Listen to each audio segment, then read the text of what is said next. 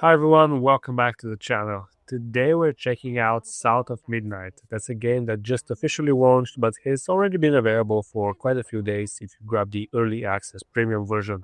Now this game is Steam Deck verified and I've been putting it through its paces to see if it really lives up to that badge. Now the developers behind South of Midnight are no strangers to unique art styles, with one of their previous games, Contrast, showing off similarly innovative design and gameplay approach. So this game does offer something unique, and we are gonna check out what that really is and how it performs on the Steam Deck. So without further ado, let's jump right in. Now the first thing that stands out is the visual design.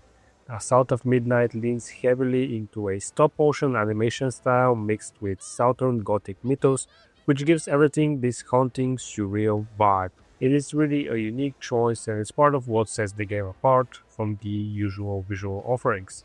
At first, this stop-motion effect can be a little bit janky, nothing moves smoothly like in most modern games, but when you play it at 60 FPS, it is actually surprisingly smooth. Now, the characters, especially the main character, seems to be rendered at a lower frame rate to achieve this effect, but it really works. It may sound strange, but it looks pretty cool, and honestly, I think it helps the game perform as well as it does on the Steam Deck. Now you'll be traveling through swamps, forests, twisted back roads, caves, all with different feel in each area, and the atmosphere is pretty great. This isn't just a game that looks different, it actually feels different too when you play it. Now the stop motion style isn't for everyone, and it can be a bit disorienting at first, but there is actually a setting to toggle it off completely for accessibility purposes. Some people might not be able to play the game like that. But for this video, I've kept it on because I do think it adds to the game's identity and to the gameplay. It is how it was meant to be played, and I do think it helps the FPS a little bit.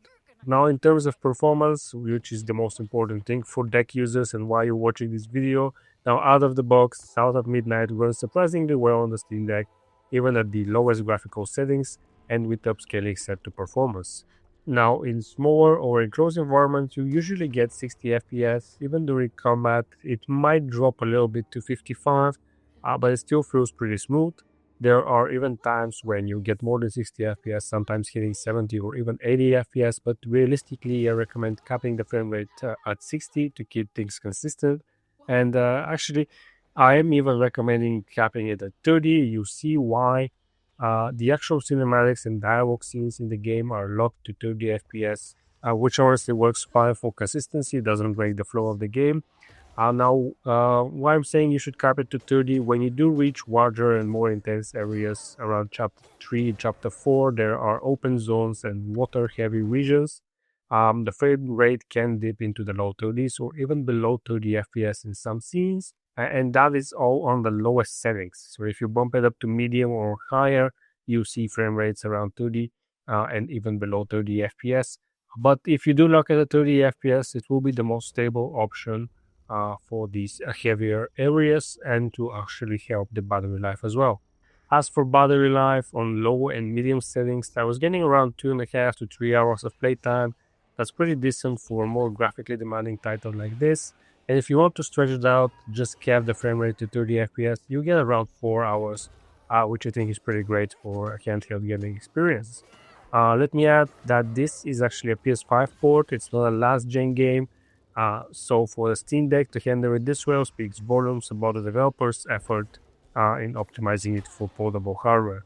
It's also important to note that this game was Steam Deck verified right at launch, which is no small feat. I know it nowadays it doesn't mean much, but it's still something. So would I recommend playing South of Midnight on the Steam Deck?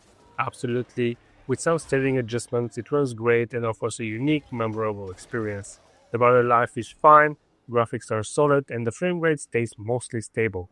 If you're looking for a game that's fully playable on the go, this one is definitely worth checking it out. Now, if you enjoyed this video, don't forget to leave a like and let me know in the comments what other games you'd like me to test on the Steam Deck. Thanks for watching, and I'll see you in the next video.